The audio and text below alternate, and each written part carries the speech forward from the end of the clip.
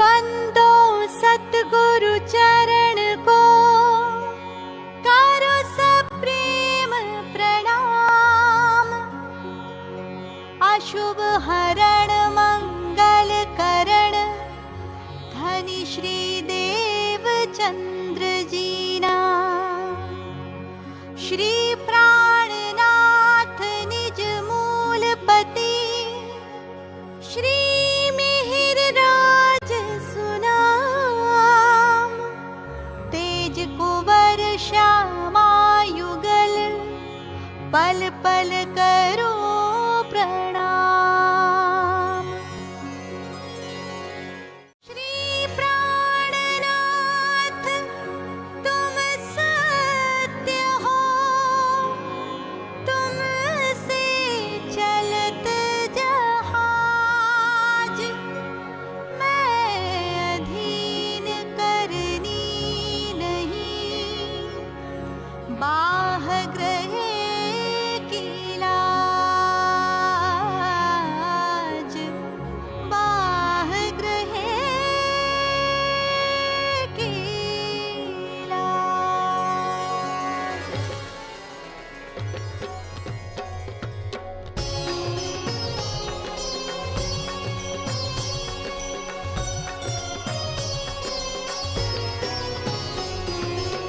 पूर्ण ब्रह्म ब्रह्म से न्यारे, आनंद अखंड अपार मेरे वाला जी।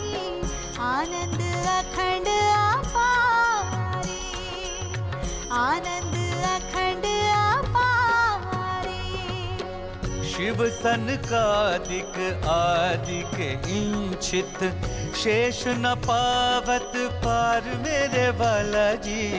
शेष न पावत पारे, शेष न पावत पारे।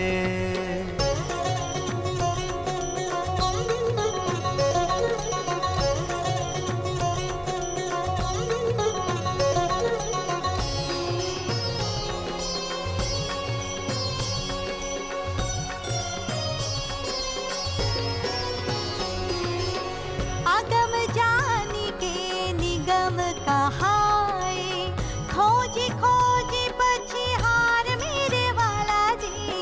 खोजी खोजी पछिहारे, खोजी खोजी पछिहारे।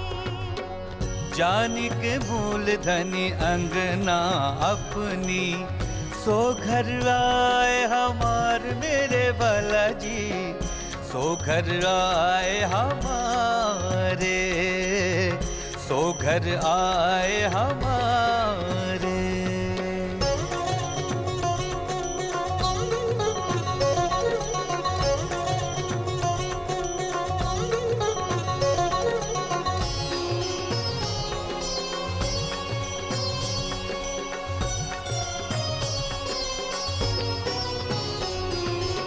श्री ठकुरानी जी सखियन सुधा, लेकर संग पधारे मेरे वाला जी। लेकर संग पधारे, लेकर संग पधारे। त्रिगुण फास के फंद पड़े थे, सो फंदा निर्वार मेरे वाला जी। सो फंदा निर्वारे, सो फंदा निर्वारे।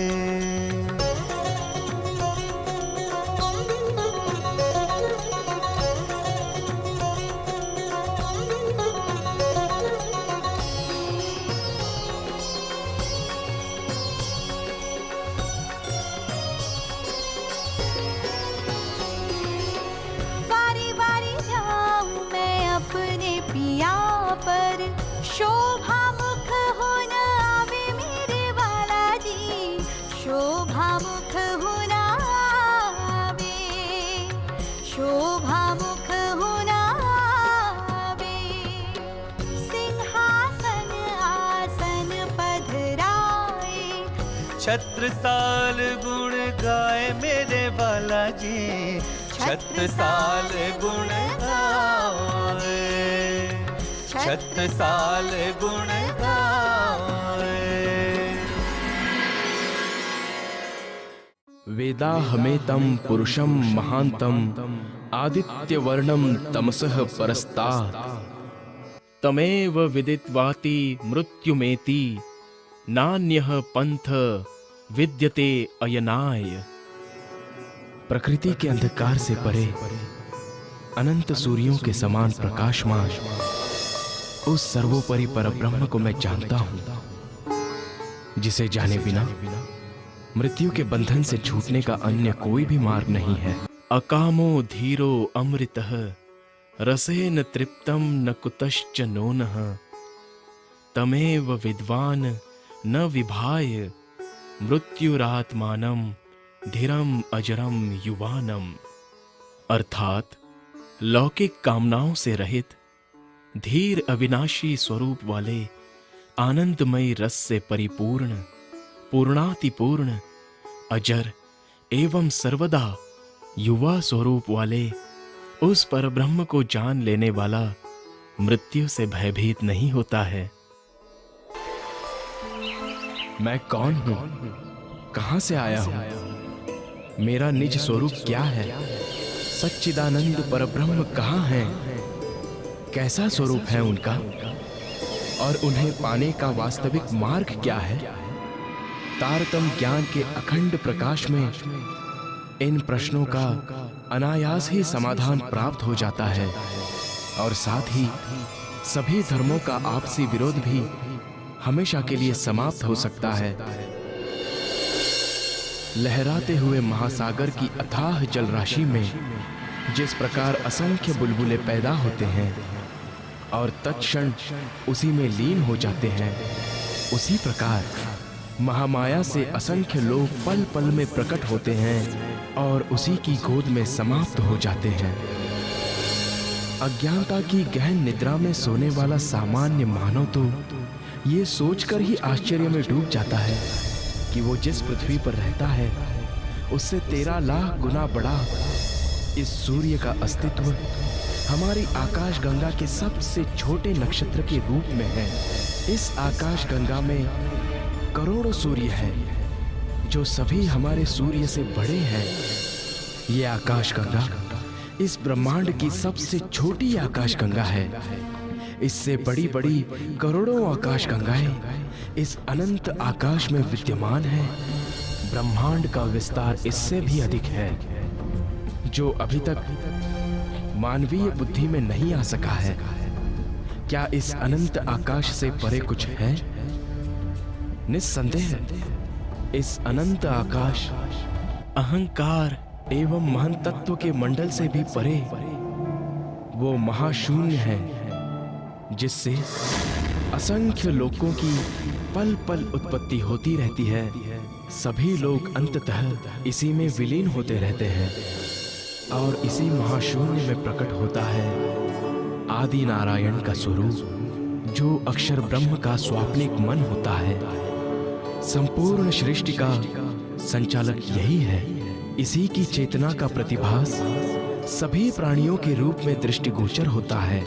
संसार के अधिकांश मनुष्यों का प्रायः यही आराध्य देव है और इससे परे ये योग माया का अखंड मंडल है जहाँ अक्षर ब्रह्म अपनी अखंड एवं चैतन्य प्रकृति के साथ क्रीड़ा करता है। ये अद्वैत भूमिका है। यहाँ के कण कण में चैतन्यता, अखंडता एवं ब्रह्म रूपता के दर्शन होते हैं। ये वेदों में चतुष्पाद विभूति के रूप में वर्णित हैं। भगवान शिव, महाविष्णु, संकादिक, शुकदेव, कबीर आदि की ध्यान क्रीड़ा का यही स्थान है। किंतु इस योग माया मंडल से परे वो स्वलीला अद्वैत अनादि अनंत परम धाम है जहाँ के कण कण में सच्चिदानंद परब्रह्म का ही स्वरूप समाया हुआ है। एकमात्र तारतम ज्ञान के प्रकाश में ही ये यथार्थ रूप से विदित हो सकता है कि प्रकृति के नितांत परे वो स्वलीला अद्वैत परम धाम कहाँ है एवं कैसा है? तारतम्येन जानाति सच्चिदानंद लक्षणम। आज मैं आपके साथ उनके दर्शन को नहीं आ पा रही, परंतु आप मेरी तरफ से निजानंद स्वामी जी को प्रणाम कह दीजिएगा। अवश्य। अच्छा, मैं चलता हूँ। जी। मैं भी आपके साथ चलूंगा भैया। किंतु हमने निजानंद स्वामी से तुम्हारे आने की अनुमति नहीं ली है, तुम नहीं आ सकते। मैं आ सकता हूँ। अरे हट मत कर भाई, मैं आज तुम्हारे लिए आज्ञा लेकर आऊंगा याद से, फिर तुम चलना, ठीक है? नहीं, ये ठीक नहीं है। मैंने कहा ना मैं आ सकता हूँ तो मैं आऊंगा, बस। अरे पद्मा, संभालो अपने लाडले देवर को, मुझे देर हो रही है। केवल आज के दिन मान जाइए देवर जी। देखिए, कल आज्ञा मिलने पर हम सब आपके साथ चलेंगे। आइए, आप मेरे साथ अंदर आइए। मैंने आपके लिए आपकी मनपसंद मिठाई बनाई है, आइए। देवर जी रुकिए, इस तरह मत जाइए। देवर जी रुकिए।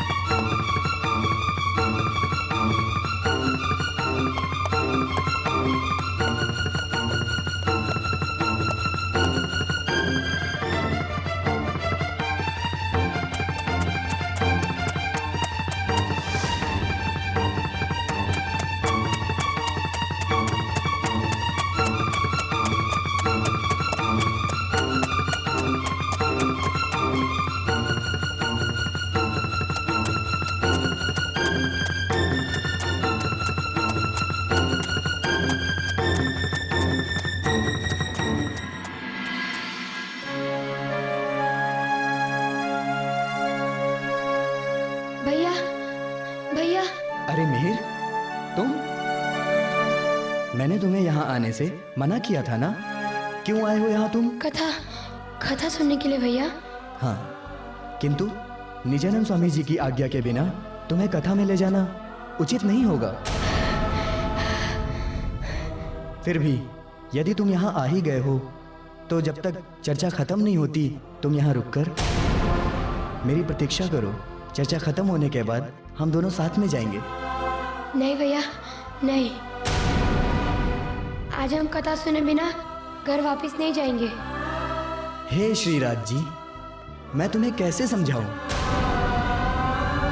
ठीक है, तू यहाँ ठहर, पहले मैं अंदर जाकर निजानंद स्वामी जी से आज्ञा लेकर आता हूँ।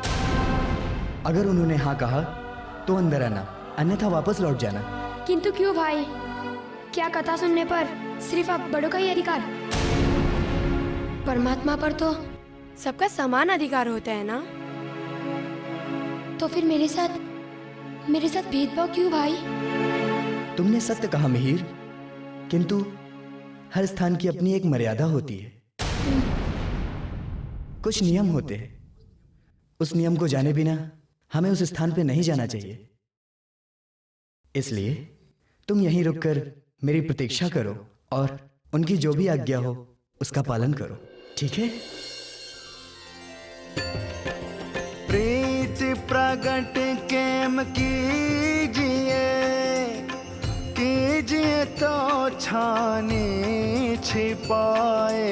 मेरे पियो जी, मेरे पियो जी, मेरे पियो जी, मेरे पियो जी।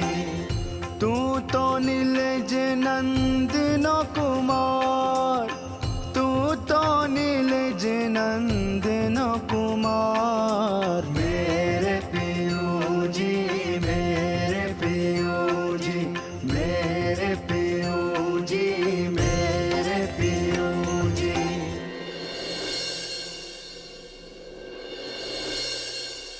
प्रणाम सदगुरु महाराज, प्रणाम। राज जी की कृपा तुम पर बनी रहे। सदगुरु महाराज, मेरा छोटा भाई मिहिर राज आपके दर्शन की जिद करके मेरे पीछे पीछे यहाँ तक चला आया। अब वो बाहर रोते हुए प्रतीक्षा कर रहा है। क्या उसे अंदर आने की आज्ञा है? इसमें आज्ञा की क्या बात है गोवर्धन?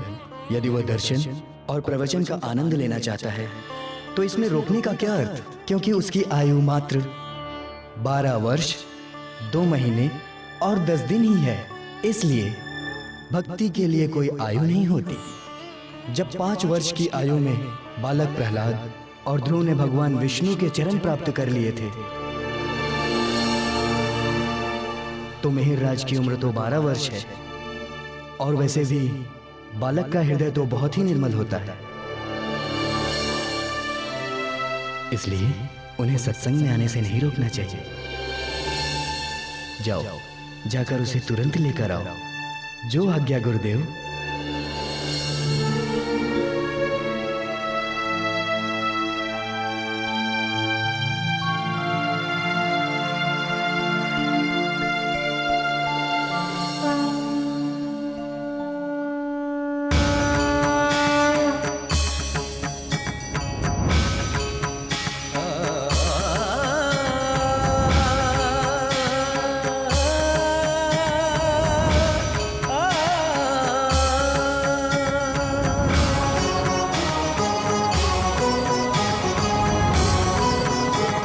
प्रणाम स्वामी जी।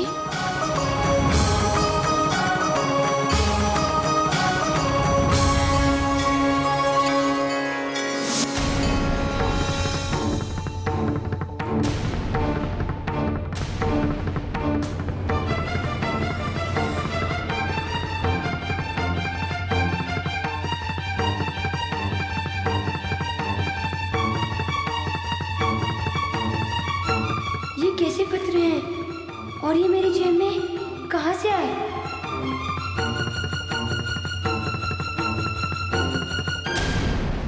ये वही 69 पत्र हैं जो जागने के कार्य के संबंध में मैंने सुंदर सात के द्वारा लिखवाकर श्री राज जी को भेंट किए थे। ये चिट्ठियां उनकी जेब से निकली। इसका मतलब राज जी का यही इशारा है कि जागने कार्य आगे चलकर इन्हीं के द्वारा होने वाला है।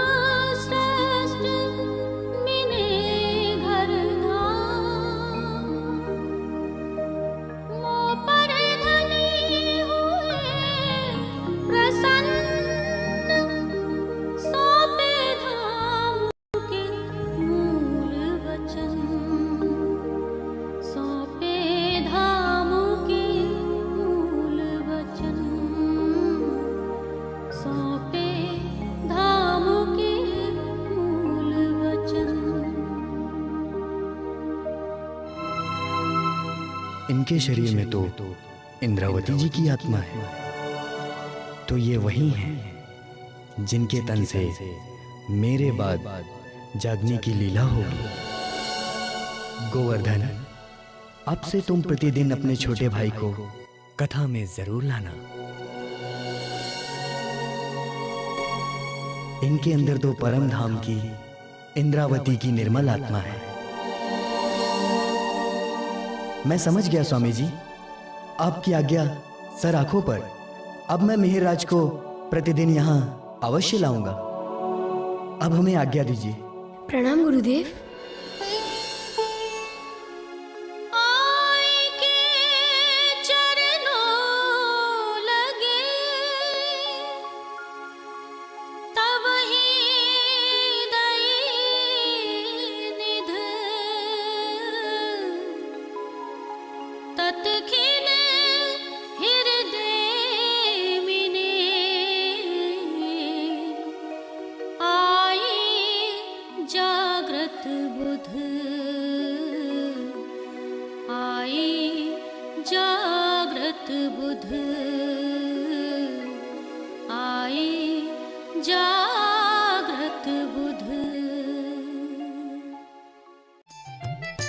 ये देखिए दीदी, ये कंगन अच्छे हैं ना? हाँ पद्मा, बहुत अच्छे हैं और तुझ पर तो खूब जचेंगे। किंतु आपके जड़ाव कंगन से कम। सच दीदी, आपके कंगन की तो बात ही कुछ और है। तो तू ये ले ले। अरे नहीं दीदी, ये तो आपके मायके से आए हैं, भला मैं इन्हें कैसे ले सकती हूँ दीदी? अरे पगली, मायके से आए हैं तो क्या हुआ, हम दोनों देवरानी जेठानी हैं, यानी बहन जैसी। तो फिर इसमें तेरा और मेरा क्या? ये तू रख ले, मैं अपनी माँ से कहकर ऐसे ही कंगन और बनवा लूंगी। अरे दीदी। गोवर्धन कहाँ है भाभी? भाई जी वो तो निजानंद स्वामी की कथा सुनने के लिए कांची भाई के घर गए हैं।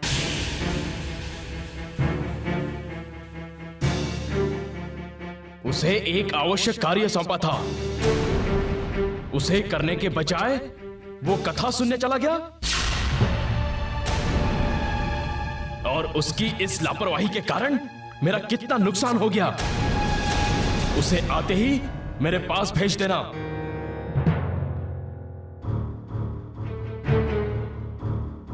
निकम्मेपन की भी एक सीमा होती है।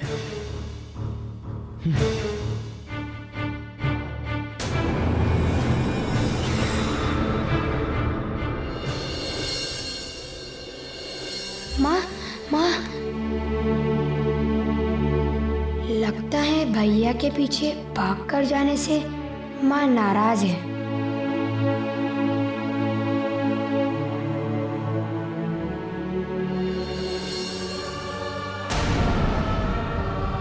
माँ, मुझे बहुत भूख लगी है, भोजन दो ना। क्यों? हम क्यों दे भोजन? अब आप बच्चे थोड़ी ना हैं, बड़े हो गए हैं, अपनी मर्जी के मालिक। जाइए, जाकर रसोइये से भोजन मांगकर खा लीजिए। माँ, मैं जानता हूँ कि आप मेरे भैया के साथ जाने से नाराज है ना माँ? नहीं, मैं तेरे भाई के साथ जाने के लिए नाराज नहीं हूँ, किंतु तू बिना आज्ञा के अपने भाई के पीछे इस तरह दौड़ कर गया, इसलिए मैं नाराज हूँ। अरे ऐसे भी कोई जाता है? कहीं गिर जाते, कोई चोट लग जाती तो? किंतु माँ, मैं ठीक हूँ ना, देखिए मुझे कुछ भी नहीं हुआ। नहीं हुआ, किंतु हो जाता तो? जाने दे, तू नहीं समझेगा कि तेरे जाने के बाद मेरा क्या हाल हुआ। कलेजा मुंह को आ रहा था, न जाने कैसे कैसे विचार आ रहे थे। क्षमा कीजिए माँ, अगली बार से ऐसी गलती नहीं होगी। माँ, भोजन दीजिए ना। माँ, मुझे बहुत भूख लगी है, बोला भी नहीं जा रहा है, अभी तो भोजन दे दीजिए ना। ठीक है, तो पहले वचन दो कि तुम ऐसी भूल फिर कभी नहीं करोगे। मैं वचन देता हूँ माँ, ऐसी भूल मैं कभी नहीं करूँगा। अरे वाह, मेरा प्यारा बेटा।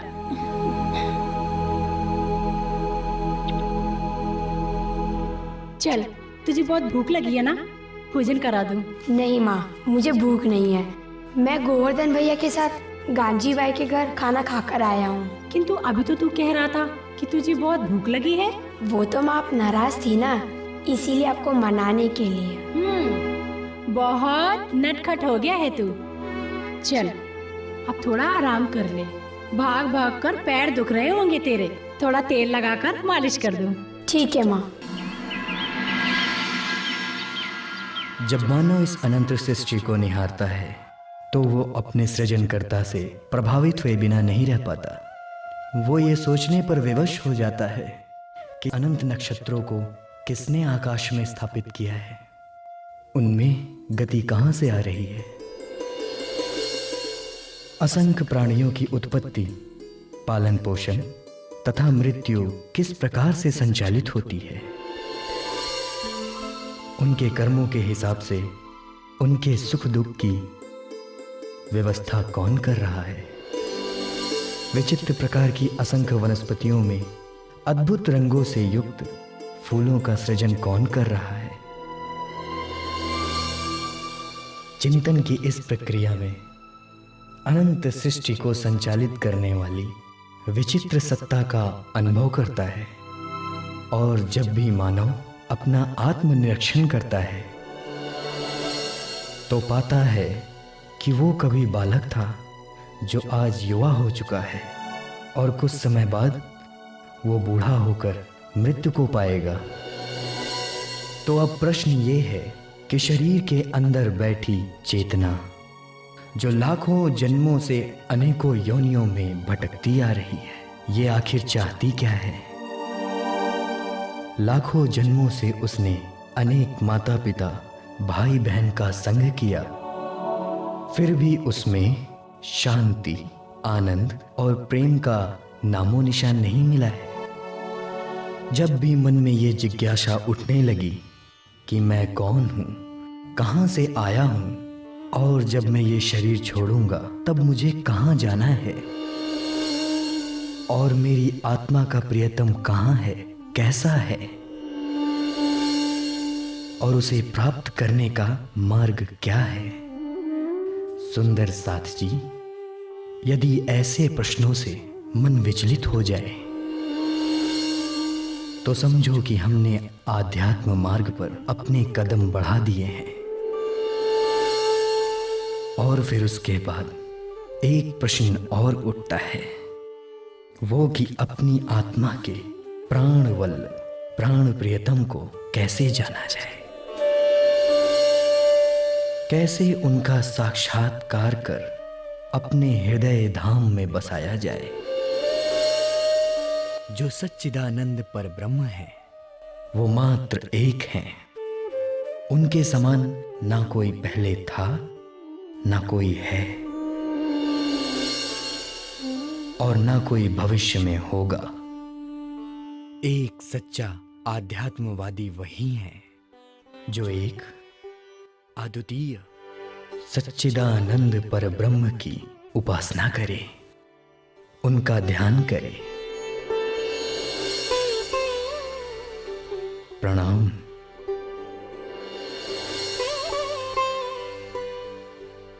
आज के लिए इतना ही, शेष चर्चा कल करेंगे।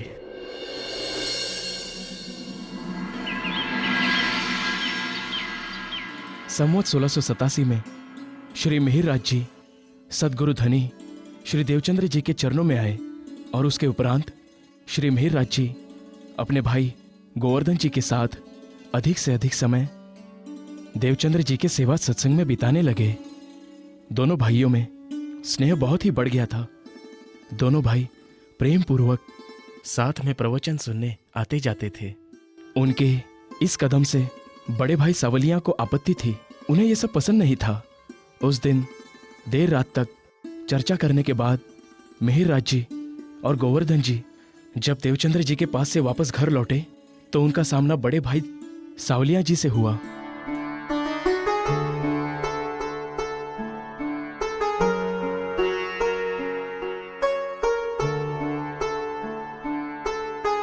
गोवर्धन, मिहिरराज।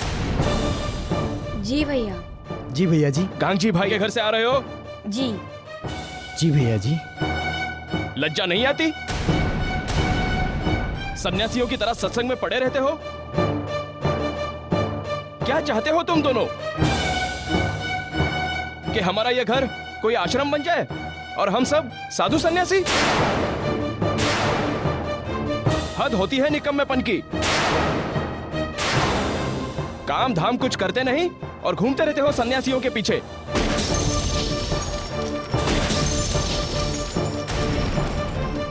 ऐसी बात नहीं है भैया, निजानंद स्वामी जी कोई साधु नहीं है। ये मुझे बताने से कोई लाभ नहीं।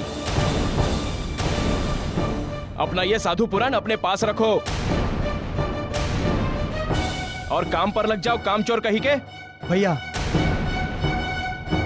आप इस तरह के शब्दों का प्रयोग करके हमारा अपमान कर रहे हैं। कामचोर और निकम्मों का कोई मान सम्मान नहीं होता है। पहले कुछ करके दिखाओ, फिर बात करो। काम के ना काज के, दुश्मन अनाज के। भैया, आपको ऐसा कहने का कोई अधिकार नहीं। क्यों नहीं? तुम दोनों देवचंद्र की कथा सुनने के अलावा कोई काम करते नहीं। भोर से सांझ, सांझ से भोर वही पड़े रहते हो और तुम दोनों की अनुपस्थिति में मुझे सारे काम करने पड़ते हैं। वो निजानंद स्वामी तुम्हें इतना भी ज्ञान नहीं देता कि मनुष्य को पहले अपना कर्तव्य निभाना चाहिए, उसके बाद कथा, प्रवचन, भजन कीर्तन करने चाहिए। बस भैया, अब आप हद से आगे बढ़ रहे हो। आप हमारे गुरु का अपमान नहीं कर सकते। गुरु? उसकी संगत में दोनों भाई बिगड़े हो ना, एक देवचंद्र और दूसरा गांगजी भाई। जब उन दोनों को शहर से निकलवा दूंगा तब तुम दोनों सुधरोगे।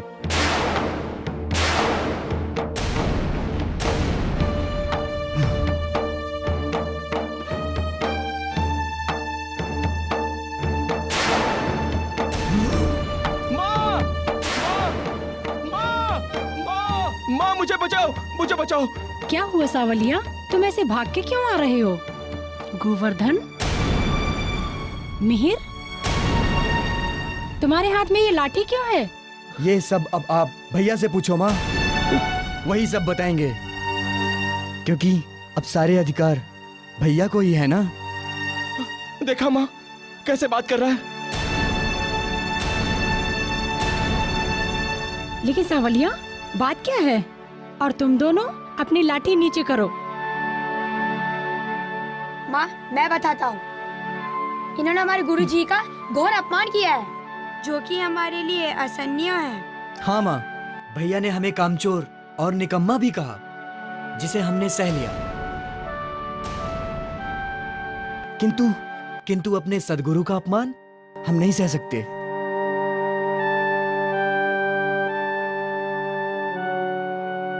आखिर इन्हें क्या अधिकार है हमारे सदगुरु का अपमान करने का? मुझसे मेरे अधिकारों की बात करता है। पहले अपनी गलती बता। सारा दिन और सारी रात दोनों भाई गायब रहते हैं, मुझे ही सारा काम करना पड़ता है।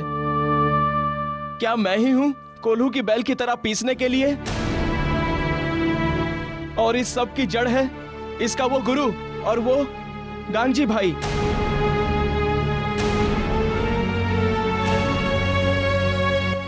देखा माँ किस तरह बात कर रहे हैं भैया।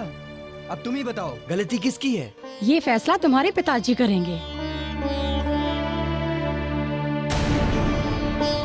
आने दो उन्हें, मैं बताती हूँ सब। और आप सब अपने अपने कमरे में जाओ और अपना अपना काम करो।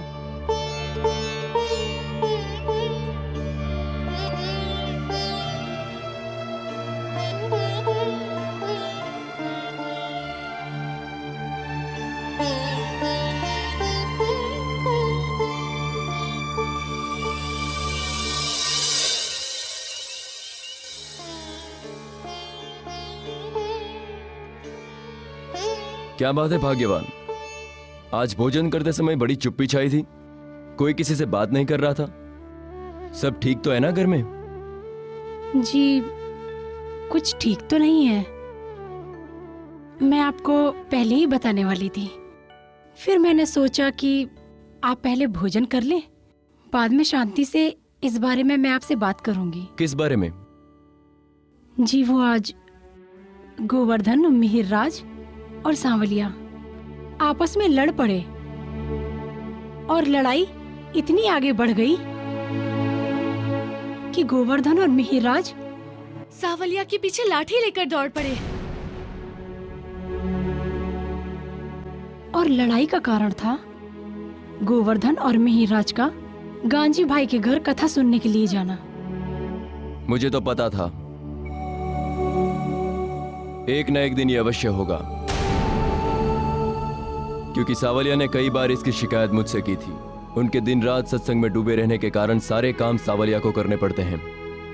वो बेचारा अकेले काम संभालता है, चाहे वो व्यापार व्यवसाय हो या फिर खेती बाड़ी या फिर रिश्तेदारी में आना जाना। अब जरा सोचो तुम कि भला एक आदमी इतने काम कर सकता है? आप सही कह रहे हैं जी, इतने बड़े घर संसार को संभालना कोई आसान काम तो नहीं है। आप उन दोनों को प्यार से समझाइएगा। ठीक है, कल सुबह मैं उनसे बात करूंगा। अब तुम सो जाओ, मुझे भी नींद आ रही है।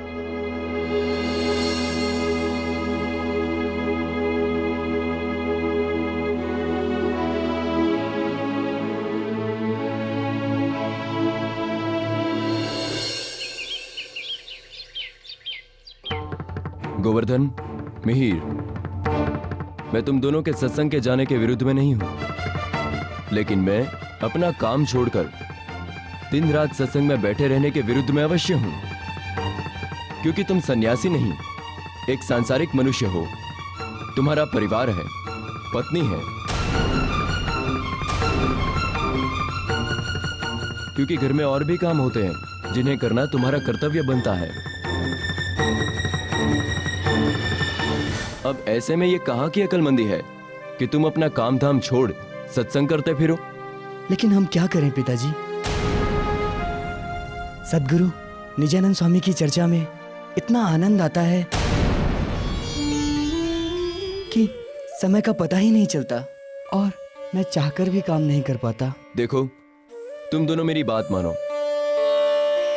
जिन देवचंद्र जी के पास तुम चर्चा सुनने जाते हो, उन्होंने स्वयं 14 वर्ष तक कांजी भट्ट जी से चर्चा सुनी है। वो तो निजानंद स्वामी के भी गुरु हैं, उनसे अधिक ज्ञानी हैं। उनकी कथा सुनो। कांजी भट्ट जी प्रतिदिन श्याम जी के मंदिर में कथा सुनाते हैं। ठीक है पिताजी, हम आपकी बात मानेंगे, लेकिन उसके पहले हम ये तो जाने कि कांजी भट्ट जी हमारे सद्गुरु निजानंद स्वामी से सही में अधिक ज्ञानी हैं। हाँ पिताजी, भैया ठीक ही कह रहे हैं। यदि कांजी भट्ट जी हमारे प्रश्नों का उत्तर देकर हमें संतुष्ट कर दिया तो हम उनके यहाँ ही जाएंगे कथा सुनने के लिए। फिर हम गांजी बाई के यहाँ नहीं जाएंगे।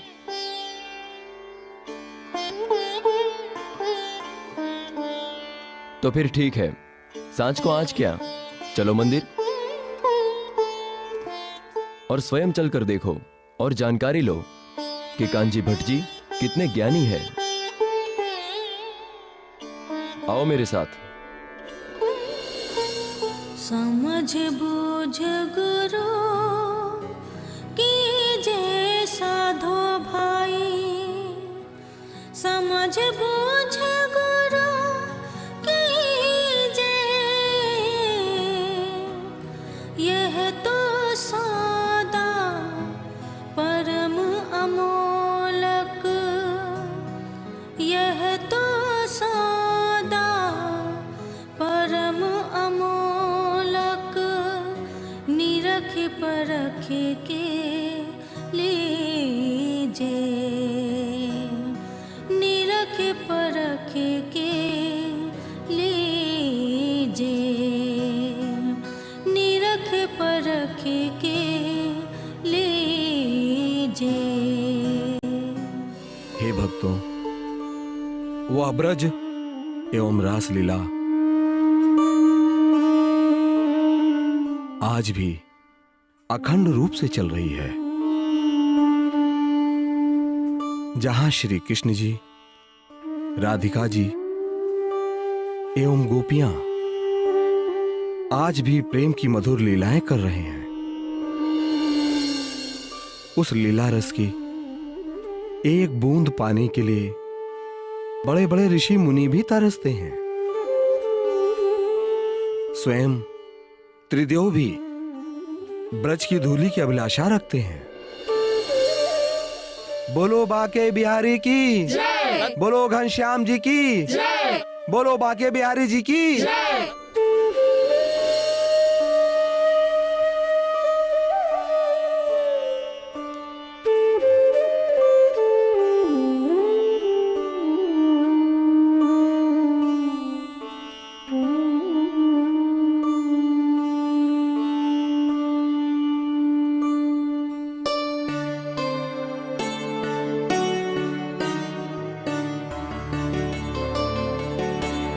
प्रणाम गुरुदेव।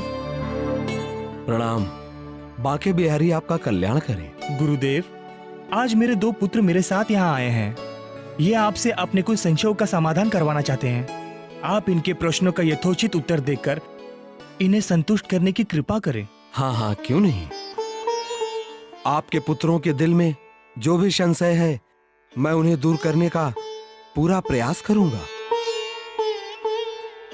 पुत्रों, आप दोनों के दिल में जो भी संशय है, आप निसंकोच होकर मुझसे पूछें। बैठिए।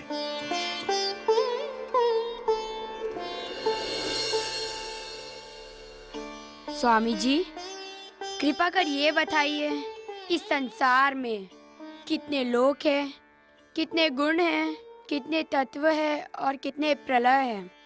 केशव जी, आपके पुत्र ने अध्यात्म का बहुत ही गहन प्रश्न किया है। श्रीमद् भागवत के अनुसार जगत में कुल 3 गुण हैं, रजोगुण, तमोगुण और सतोगुण। चौथा कोई गुण नहीं है। 5 तत्व हैं, पृथ्वी, जल, आकाश, वायु, अग्नि। छठा कोई तत्व नहीं है। कुल 14 लोक हैं, कोई 15वां लोक नहीं है। प्रलय 4 प्रकार के हैं, नित्य, नैमित्तिक, प्राकृत तथा महाप्रलय। दैनिक जीवन में लोग जन्मते व मरते हैं, वह नित्य प्रलय कहलाता है।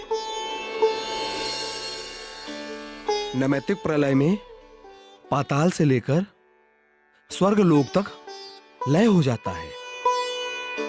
प्राकृतिक प्रलय में समस्त 14 लोक लय को प्राप्त हो जाते हैं। महाप्रलय में आदि नारायण अपने मूल कारण में विलीन हो जाते हैं। और कुछ पूछना चाहते हो? जी मुझे ये पूछना है कि जब अत्यंतिक महाप्रलय हो जाता है तो उस समय परब्रह्म किस रूप में और कहाँ रहते हैं?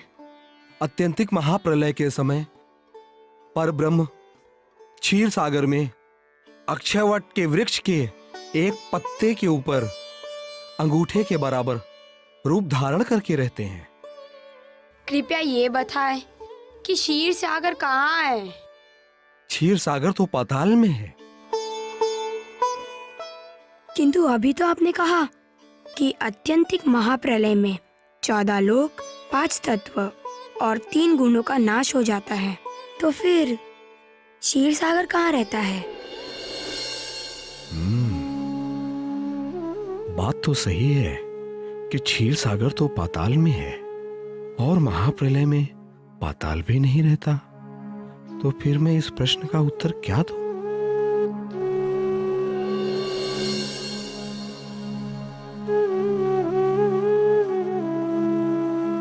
आपने मेरे प्रश्नों का उत्तर नहीं दिया स्वामी जी।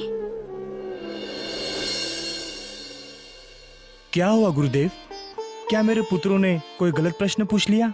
नहीं केशव जी, बल्कि इसने तो ऐसा प्रश्न पूछ लिया है जिसका उत्तर स्वयं ब्रह्मा भी नहीं दे सकते।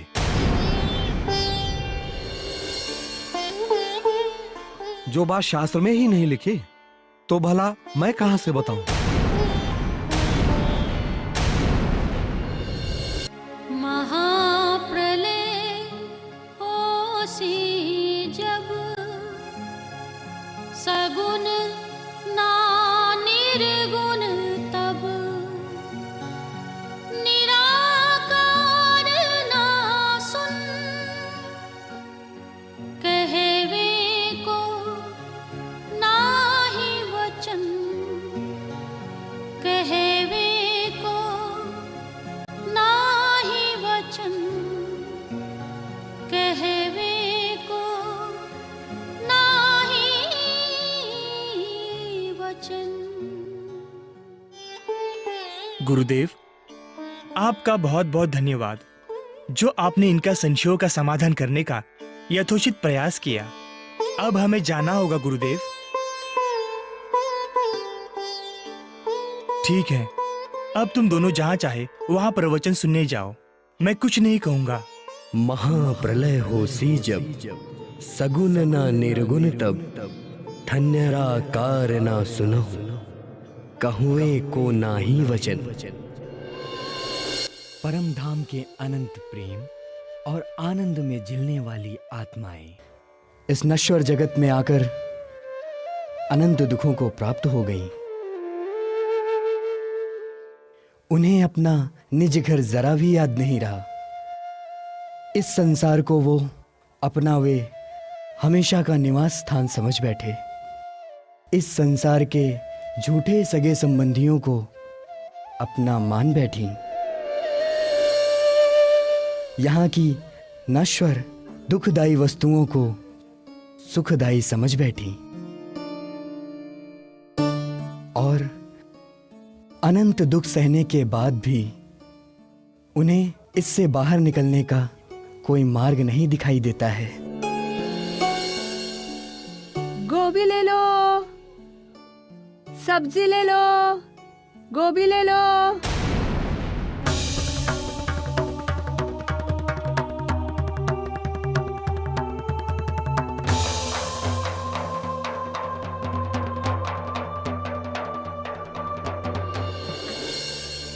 गांजी भाई, आप तुरंत बाहर जाइए और उस सब्जी बेचने वाली को बुलाकर लाइए।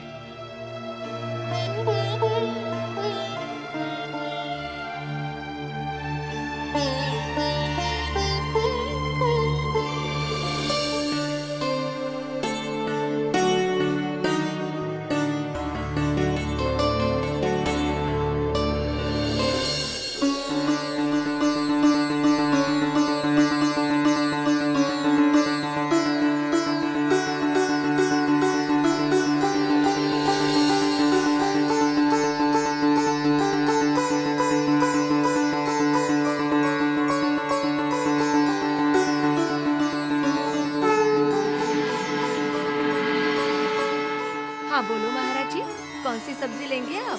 गोभी है, पालक है, टमाटर है। आप चिंता मत करें, हम आपकी सारी सब्जियां ले लेंगे। किंतु पहले ये तो बताइए, आप कौन हैं? आपका नाम क्या है? क्या करती हैं आप? जी, मेरा नाम खोजी बाई है। मेरे पति अब इस दुनिया में नहीं हैं। मैं अपना पेट पालने के लिए सब्जी बेचने का काम करती हूँ। नहीं, तुम्हारा नाम खोजीबाई नहीं है, तुम्हारा नाम रईबाई है, क्योंकि तुम परम धाम की आत्मा रईबाई हो। तुम इस मायावी जगत में परम धाम से दुख का खेल देखने आई हो। अब शीघ्र ही सभी आत्माओं को जागृत होकर अपने निज धाम चलना होगा।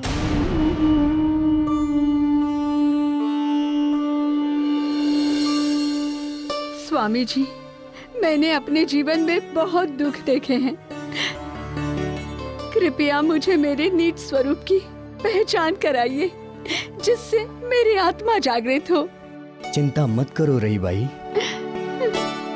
तुम धाम धनी के चरणों में आ गई हो। अब तुम्हारी सारी इच्छाएं धाम धनी अवश्य पूरी करेंगे, साथ ही सभी दुख शीघ्र ही दूर करेंगे।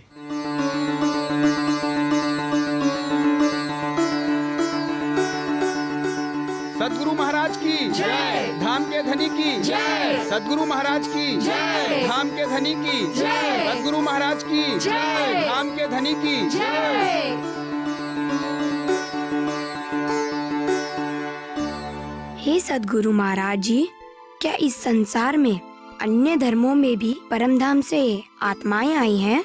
हाँ, आई है मिहिर, क्योंकि आत्मा का कोई धर्म, कोई जाति नहीं होती। मैंने सभी धर्मों के पवित्र ग्रंथों को पढ़ने का बहुत प्रयास किया है, किंतु कुछ धर्मों के गुरुजनों एवं पंथों की संकुचित विचारधारा के कारण मैं उन्हें पढ़ने से वंचित रह गया।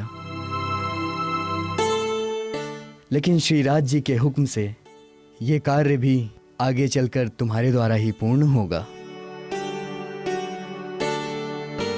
मेरे बाद जागने का कार्य तुम्हें ही पूर्ण करना है।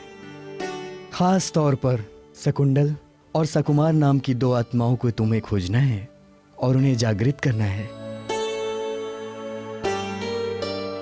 क्योंकि उनके मूल तन परम धाम में हंस रहे हैं। इससे ऐसा प्रतीत होता है कि वे किसी राजघराने में अवतरित हुई हैं। उनको जगाए बिना सभी आत्माएं जागृत नहीं होंगी। इस प्रकार श्री देवचंद्र जी के द्वारा गांगजी भाई के घर में जागनी लीला चलती रही। इसी बीच श्री देवचंद्र जी की धर्म पत्नी लीलबाई जी का धाम गमन हो गया, जिसके कारण उनके पुत्र बिहारी जी एवं पुत्री जमुना जी भी गांगजी भाई के घर आकर रहने लगे। इसी बीच मिहिराज जी का भी विवाह फूलबाई जी के साथ हो गया। सब कुछ आनंद पूर्वक चल रहा था कि तभी संवत 1700 में गोवर्धन ठाकुर जी का भी धामगमन हो गया। मिहिराज जी का अपने बड़े भाई गोवर्धन जी के साथ अत्यंत स्नेह था। इस कारण उनके धामगमन से मिहिराज जी का हृदय विरह वैराग्य से परिपूर्ण हो गया। उन्हें संसार नीरस लगने लगा। वे परम धाम के ध्यान में खोए रहने लगे। उनके मन में कई तरह के विचार आने लगे कि जब हम सभी आत्माएं परम धाम से आई हैं, तो मुझे परम धाम क्यों नहीं दिखता? तब उन्होंने विचार किया कि मेरे अंदर ही निश्चित रूप से कई अवगुण हैं, इस कारण मुझे परम धाम नहीं दिखता। ये सोचकर वे कसनी तपश्चर्या करने लगे। इस विषय में उन्होंने सद्गुरु धनी श्री देवचंद्र जी से भी पूछा।